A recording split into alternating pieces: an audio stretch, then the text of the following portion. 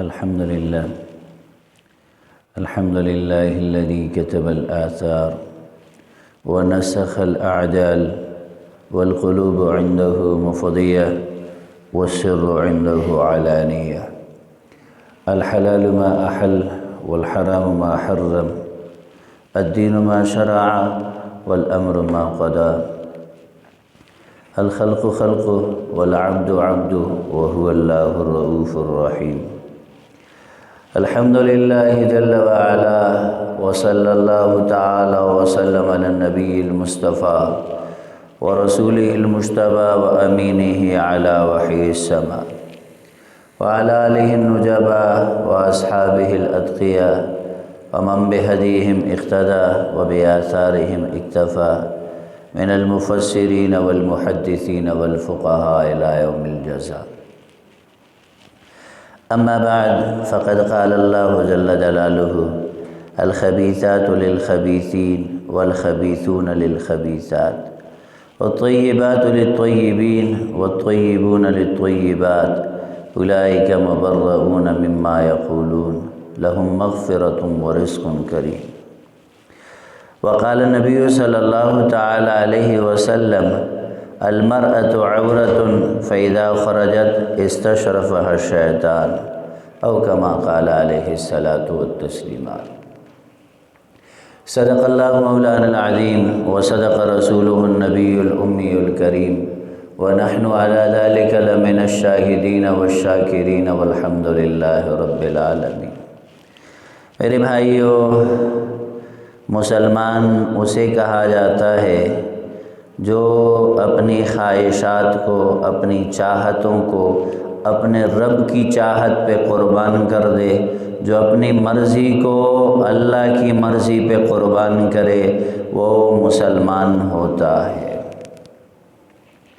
ملت ابیکم ابراہیم، یہ تمہارے ابا حضرت ابراہیم کا دین ہے. هو سماکم المسلمین، انہوں نے ہی تمہارا نام مسلمان رکھا ہے. ابراہیم کیسے مسلمان تھے؟ اذ قال له ربه اسلم، انہیں اللہ نے کہا سر تسلیم خم کرو، ہمارے مطیع بن جاؤ، فرما بردار بن جاؤ.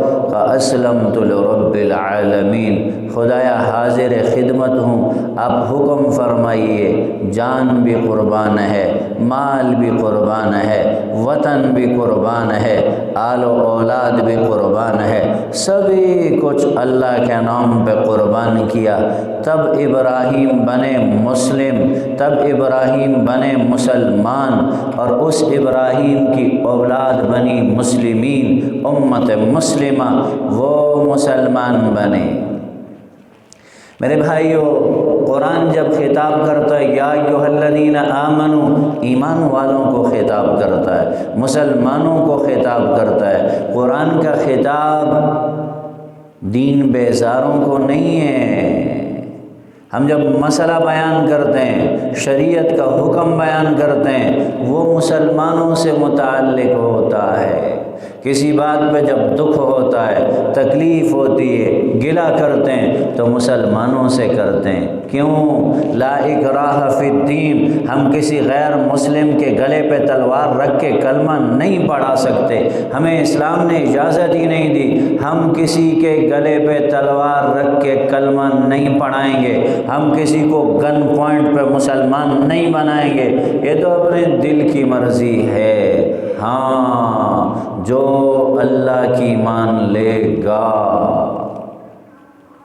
جو اللہ کی توحید کا اقرار کر لے گا، جو محمد الرسول اللہ کی رسالت کو تسلیم کر لے گا، اب اگر وہ حدود توڑے گا، اب وہ قانون توڑے گا، اب وہ بغاوت کرے گا تو پکڑا جائے گا، پکڑا جائے گا، پکڑا جائے گا.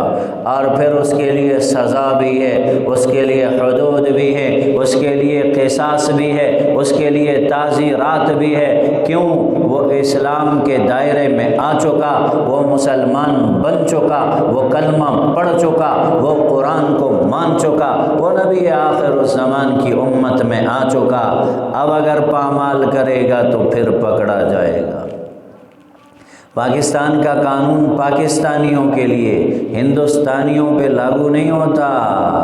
لیکن سنو، اگر کوئی ہندوستانی پاکستان میں آئے گا، ہماری حدود میں آئے گا، تو اس کو ہمارے قانون کی پاسداری کرنی پڑے گی۔ نہیں کرے گا تو جاسوس سمجھا جائے گا، نہیں کرے گا دہشت گرد سمجھا جائے گا، نہیں کرے گا پکڑا جائے گا، مارا جائے گا، سزا دی جائے گی، گھسیٹا جائے گا، قید و بند کی صعوبتوں میں ڈالا جائے گا۔ کیوں؟ وہ جس اسٹیٹ میں آیا ہے اس نے وہاں کے قانون کی وائلیشن کی۔ ہمارا ملک پاکستان یہ اسلام کی بنیاد پہ بنا، یہ لا الہ الا اللہ کی بنیاد پہ بنا، یہ بڑی قربانیوں کے بعد بنا، یہ محمد الرسول اللہ کی امت کا مسکن ہے، یہ لا الہ الا اللہ پڑھنے والے اللہ کے غلام، اللہ کے بندوں کا ملک ہے۔ یہاں اللہ کا کلمہ بلند ہوگا، یہاں ہندو بھی ہیں، یہاں سکھ بھی ہیں، یہاں عیسائی بھی ہیں، یہاں مرزائی بھی ہیں، یہاں شیعہ بھی ہیں، یہاں آغا خانی بھی ہیں، تمام مذاہب ہیں۔ اپنے اپنے معبد میں عبادت کرو، ہمیں اس سے کوئی سروکار نہیں کہ تمہارا دین و مذہب کیا ہے، تم اپنی عبادت اپنے عبادت خانوں میں۔ لیکن جب تم ہمارے قانون کو پامال کرو گے، ہمارے آئین کو پامال کرو گے، تو پھر صرف تکلیف نہیں ہوگی۔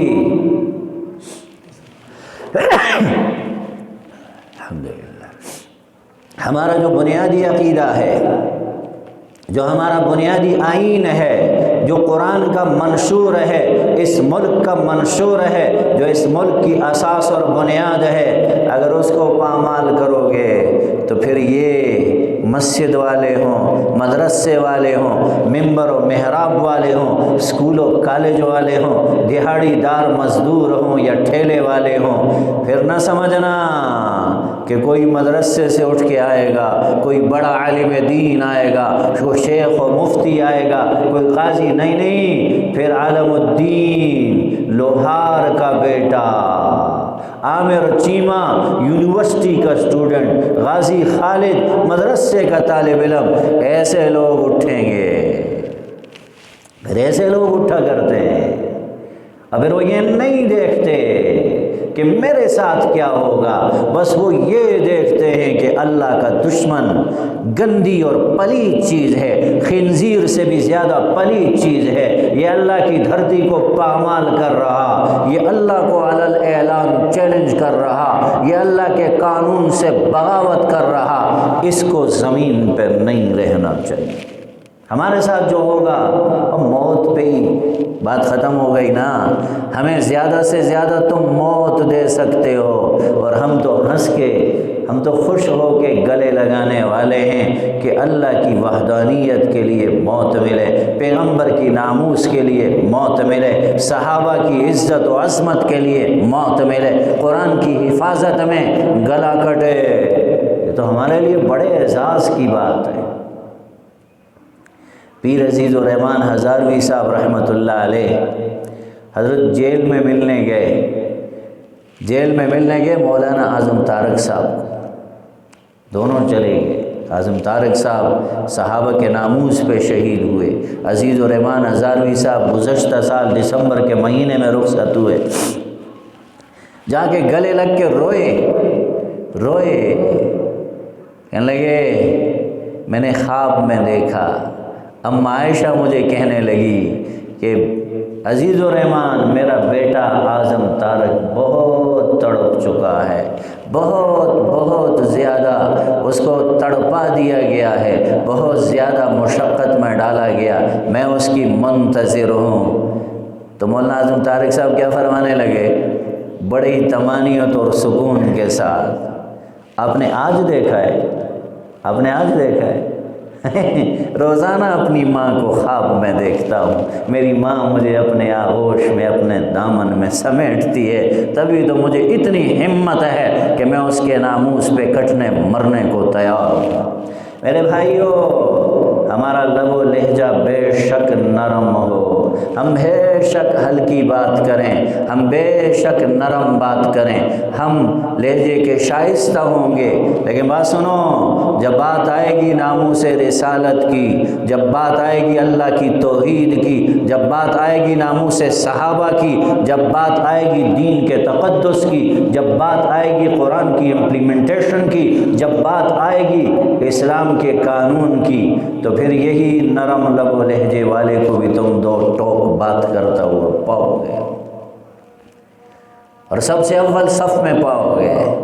حیران ہیں، پاکستان کا قانون ہمارے لیے محترم ہے، ہمارے لیے معتبر ہے، یہ ملک ہمارے لیے محترم ہے، اس کے ادارے قابل احترام ہیں، ہم احترام کرتے ہیں، ہم پاسداری کرتے ہیں، لیکن یہ کیا ہوا، یہ کیا ہوا، ہم بے حیثیت مسلمان اگر اپنا عقیدہ بیان کریں تو مجرم ہو جاتے ہیں، اور ہمارے مقابلے میں وہ جو پاکستان میں 2% بھی نہیں، وہ ایلیٹ کلاس جن کی نہ اولادیں پاکستان میں، جن کی نہ جائیدادیں پاکستان میں، جن کی نہ تعلیم پاکستان میں، جن کی نہ تربیت پاکستان میں، اور وہ 8 مارچ کو آئیں اور پورے اسلام آباد کے روڈوں پہ دن دناتے ہوئے پھریں اور اسلام آباد کے روڈوں پہ ننگے ناچ ناچے جائیں، میرے اللہ کو للکارا جائے، میرے نبی کو بدتمیزی اور گستاخی سے پکارا جائے، صحابہ کی شان میں گستاخی ہو، قرآن سے بغاوت کے اعلان ہو۔ کون سی آزادی چاہتی، کس سے آزادی چاہتی؟ قرآن سے، تو قرآن مسلمان کے لیے، قرآن مسلمان کے لیے، قرآن مسلمان کے لیے، قرآن نے جتنی آزادی مسلمان کو دینی تھی وہ دے چکا۔ قرآن نے تو تمہیں بیڑیوں سے نکالا، تمہیں زنجیروں سے نکالا، تمہیں منڈیوں سے نکالا، تمہیں مول بکنے والی چیز سے ہٹا کے ماں کے رتبے پہ بٹھایا، تمہارے پاؤں تلے جنت رکھی، بہن کے رتبے پہ بٹھایا، اور تمہاری پرورش کرنے والا جنتی بیٹی کے رتبے پہ بٹھایا، اور تمہیں سر پہ باپ کے بٹھا دیا، تمہیں بیوی بنایا۔ میرے نبی نے کہا سب سے بہترین وہ جو بیویوں سے بہترین سلوک کرے، اور میں اپنی بیوی سے سب سے زیادہ بہترین سلوک کرنے والا ہوں۔ یہ آزادی تو اسلام نے تمہیں دے دی، اب اور کون سی آزادی مسلمان عورت کو نہیں چاہیے؟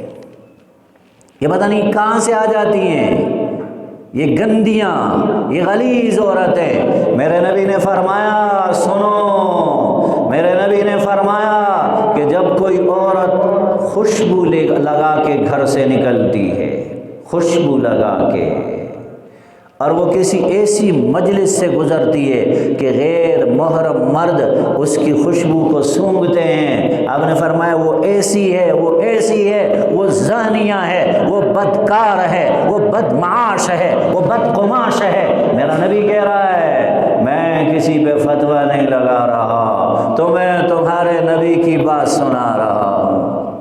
ارے بھائیو، دل خون کے آنسو رو رہا، ان 2% بھی نہیں ہیں جن کا ہمارے ملک کی آبادی سے کوئی تعلق نہیں، ہمارے ملک کی عورت سے کوئی تعلق نہیں، ہماری قوم کی بچی سے جن کا کوئی تعلق نہیں، وہ یہاں کس لیے آ رہے ہیں؟ وہ کیوں آتے ہیں؟ اور ان کو اتنی کھلی آزادی کون دیتا ہے کہ وہ ہمارے ملک کے شہروں میں، گلیوں میں، بیابانوں میں اور جنگلوں میں اور آبادیوں میں، اور پھر پورا میڈیا کوریج دے رہا ہے، پورا میڈیا، کہ پورے پاکستان میں مدارس میں لاکھوں طلباء دستار فضیلت ہو رہی ہے، علماء بن رہے ہیں، ایک مدرسے میں کراچی کے 500 ساڑھے 500 طلباء کو تکمیل بخاری پہ، تکمیل علوم پہ دستار فضیلت مل رہا، وہ پیغمبر کے نائب، ان کو کسی نے کوریج دی ہے؟ آپ کے ابن آباد کے شہر میں جاتا رہتا ہوں، مختلف مدارس میں 20 اور 50 تک بچے حافظ بنے، قاری بنے، عالم بنے، کسی نے کسی اخبار میں بھی دیکھا؟ کوئی کوریج آئی؟ پورا سرکاری میڈیا ان کے پیچھے گھوم رہا۔ یہ کیا ہو رہا ہے اس ملک میں جو اسلام کے نام پہ حاصل کیا گیا؟ اب سنو اسلام کیا کہہ رہا ہے، تقسیم سنو قرآن کی، الخبیثات للخبیثین والخبیثون للخبیثات، گندی عورتیں، بے پردہ عورتیں، بے شرم عورتیں، آزاد عورتیں، فاحشہ عورتیں، یہ گندے مردوں کے لیے۔ اللہ کی قسم میں الفاظ کوڈ نہیں کر سکتا، جو نعرے لگائے جا رہے، جو نعرے لگائے جا رہے اور جو گیت گائے جا رہے اور جو بینرز اور پلے کارڈز اٹھا کے، وہ ہورڈنگز اٹھا کے گھوم رہے اور جو وہ سٹیٹمنٹس دے رہے، وہ تو ممبر کے اوپر کوٹ کرنے کے قابل نہیں ہے۔ لیکن ہاں، میں تمہیں ممبر پہ وہ بتا سکتا ہوں جو میرے نبی نے فرمایا ہے، جو میرے رب کے قرآن میں ہے۔ میرے رب نے فرمایا، میرے نبی نے فرمایا، عورت جب گھر سے باہر نکلتی ہے بے پردہ ہو کے، عورت جب گھر سے باہر نکلتی ہے تو فرمایا استشرفہ شیطان، آپ نے فرمایا المرأۃ عورۃ، عورت پوری کی پوری پردہ ہے، پوری کی پوری پردہ ہے، پوری کی پوری پردہ ہے۔ جب وہ گھر سے نکلتی ہے تو شیطان اس کی طاق میں ہوتا ہے، کیسے اس کے ذریعے کسی کو گمراہ کروں۔ اور سنو، آوازیں لگتی ہیں چہرے کا پردہ نہیں ہے، چہرہ کھولنا جائز ہے۔ تمہیں کس نے کہا ہے کہ چہرے کا پردہ نہیں ہے؟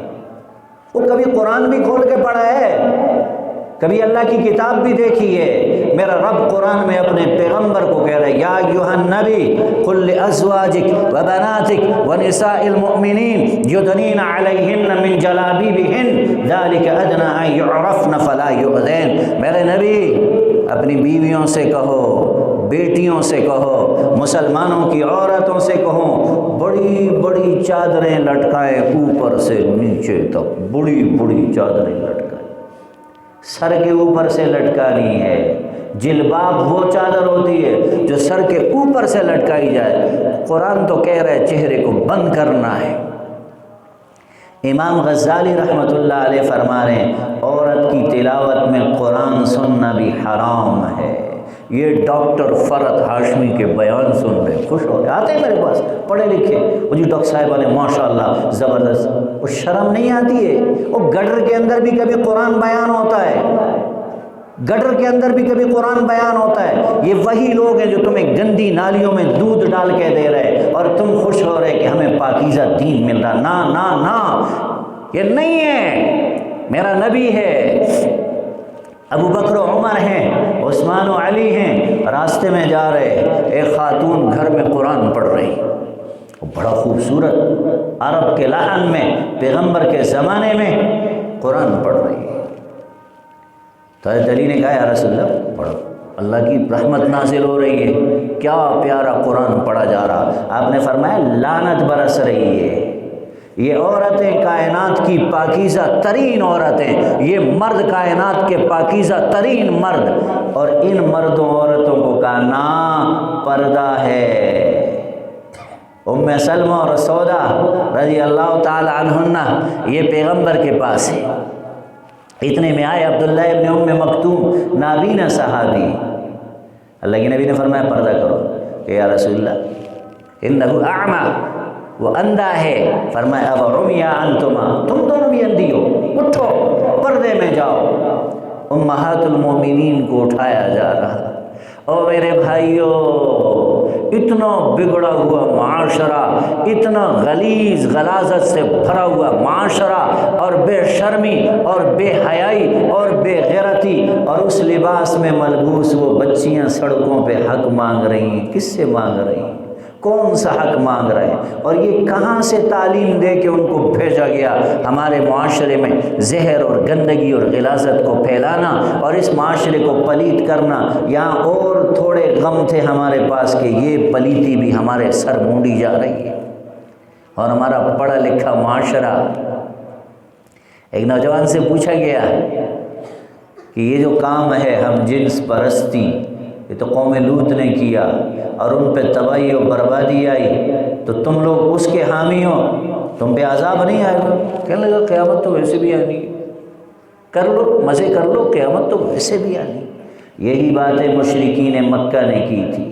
قرآن کہتا ہے یہی باتیں قوم عاد نے بھی کی تھی، یہی باتیں قوم لوط نے بھی کی تھی، یہی باتیں قوم شعیب نے بھی کی تھی، اور یہی باتیں آج ہو رہی ہیں۔ پیچھے اس پیغمبر کا رونا دھونا نہ ہوتا، میرے نبی کی ہائے ہائے نہ ہوتی، اور میرے نبی کی راتوں کا جاگنا نہ ہوتا، اللہ کو منوانا نہ ہوتا، تو آج سارے بندر اور خنزیر بن گئے ہوتے۔ یہ اس امت کی بیٹی ہے جس کو اللہ نے کہا لا یضربن بارجلہن لیعلم ما یخفین من زینتہن، اور تم زمین پہ پاؤں مار کے نہ چلنا، تمہارے پاؤں کے زیور کی آواز کوئی غیر محرم نہ سن لے۔ اس امت کی بیٹی روڈ پہ ناچ رہی ہے، باپ سے آزادی مانگ رہی ہے، اللہ سے آزادی مانگ رہی ہے، اللہ کے رسول سے آزادی مانگ رہی ہے۔ ہاں تکاد السماوات یتفطرن بہن وتنشق الارض وتخر الجبال حدا، یہ تو ایسا کام ہے کہ آسمان پھٹ جاتا، زمین میں زلزلے آ جاتے، ٹکڑے ٹکڑے ہو جاتے، اور پہاڑ ریزہ ریزہ ہو جاتے۔ یہ مسلمان قوم کس طرف جا رہی ہے؟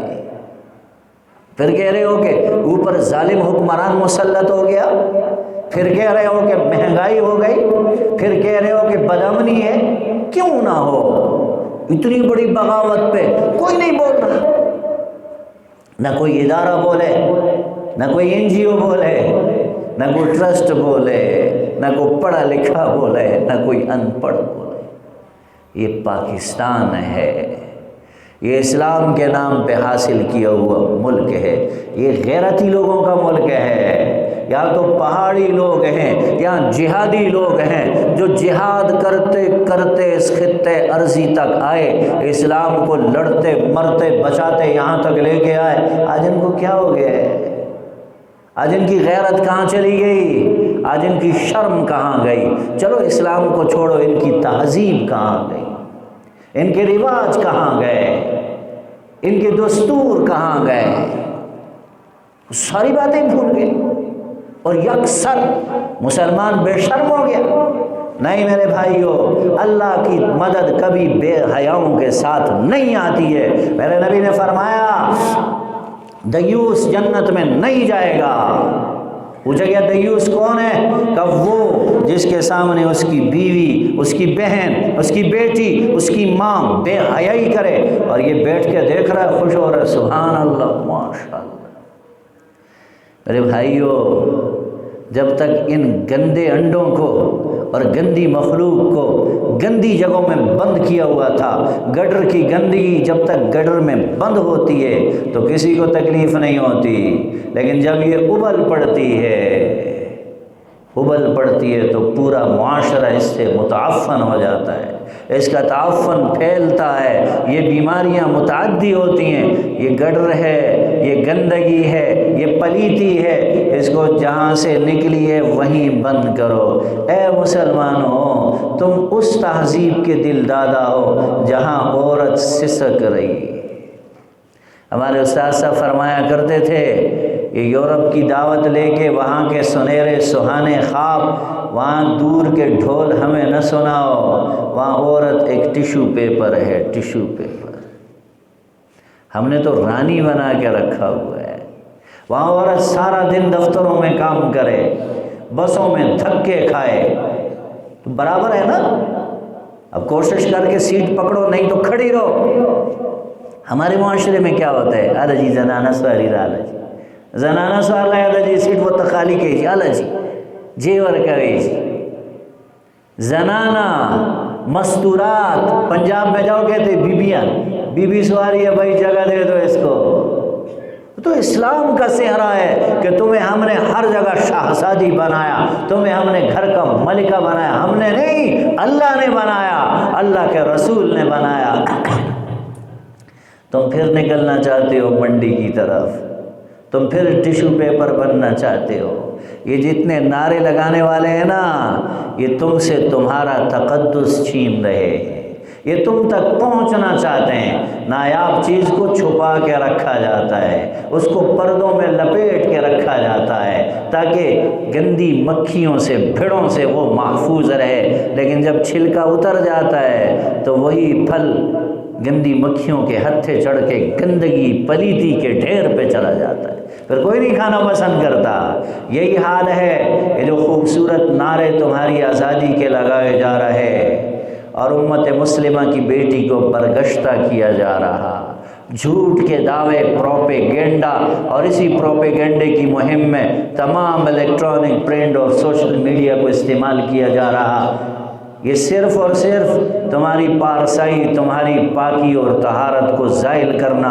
اور جب مسلمان بے غیرت ہو جاتا ہے پھر مسلمان کا زور ٹوٹ جاتا ہے، پھر اس کے ساتھ اللہ کی مدد و نصرت کوئی نہیں ہوتی، پھر خدا کی طرف سے کوئی حمایت نہیں ہے، پھر اس کو گاجر مولی کی طرح کاٹتے رہیں۔ افغانستان میں بھی یہی ہوا تھا، روسیوں نے وہاں پہ ایسے لوگ پیدا کر لیے تھے، کمیونسٹوں نے ایسے لوگ پیدا کر لیے تھے کہ جو یہ مسلمان یہ کہیں کہ شادی کرنی ہے تو اپنی بہن سے کر لے، یہ آن دا ریکارڈ ہے، ہوائی باتیں نہیں کر رہا ہوں۔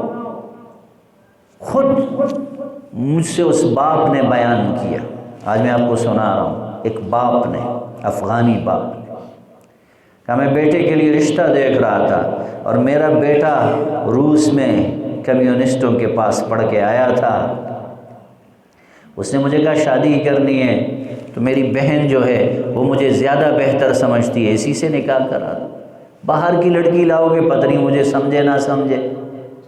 اس نے کہا اچھا یہی کرنا ہے؟ کہا اچھا جرگہ بلاؤ، سارے خاندان کو جمع کیا، جرگہ بلایا، کہ پہلے میرے بیٹے کی بات سنو۔ اس نے بڑے دلائل کے ساتھ، کر و فر کے ساتھ اپنا مدعا، اپنا مقصد پیش کیا۔ باپ نے کہا اب یہ اسلام سے چونکہ خارج ہو چکا ہے اور میرے کسی کام کا نہیں، یہ واجب القتل ہو چکا ہے، اور میں چونکہ اس کی دنیا میں آنے کا، اس کی تعلیم کا باعث اور ذمہ دار میں ہوں، میں پورے جرگے کے سامنے اس کو گولی مارتا ہوں، مار کے مردار کر دیا۔ ایسے بھی مسلمان ہیں۔ تو میرے بھائیوں، یہ تہذیب اور یہ تعلیم ہمیں صرف اسلام سے برگشتہ کرنے کے لیے، اپنے گھروں کو، اپنے بچوں کو میں بار بار کہتا ہوں، لوگوں پہ نہ چھوڑو، سکولوں پہ نہ چھوڑو، اداروں پہ خود تربیت کرو، خود مسلمان بناؤ، پھر اس کے بعد جہاں مرضی ہے پڑھتے رہیں، اللہ کا تعارف بھی کراؤ، اللہ کے نبی کا تعارف بھی کراؤ، قرآن کا تعارف بھی کراؤ، اسلامی تہذیب بھی سکھاؤ، اپنے اطوار و طور طریقے اور آداب بھی سکھاؤ، پھر دنیا میں نکلیں، انشاءاللہ ان کا ایمان کہیں بھی ضائع نہیں ہوگا۔ اللہ دین کی سمجھ بھی عطا فرمائے، عمل کی توفیق بھی عطا فرمائے۔ وآخر دعوانا الحمدللہ رب العالمین۔ سنت پڑھ لیں۔